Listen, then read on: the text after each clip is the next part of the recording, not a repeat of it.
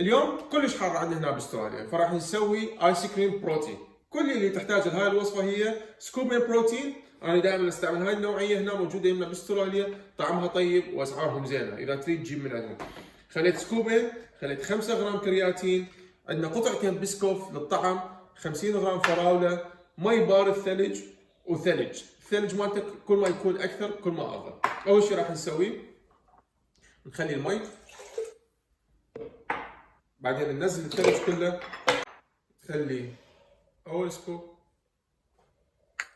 ثاني سكوب، الفراولة كلها، ونخلي قطعة بسكوت بالخلاط. كل ما تخليها بالخلاط فترة أطول كل ما أفضل. وهسه بعد ما كملنا خلطة بالخلاط صار عندنا هذا القوام بهالشكل. ناخذ قطعة البسكوت نكسرها على الوجه، وبهالطريقة هاي صار عندنا ايس كريم بروتين، فيه تقريبا 50 غرام بروتين، 10 غرام كارب، و300 سعرة حرارية. بالعافية.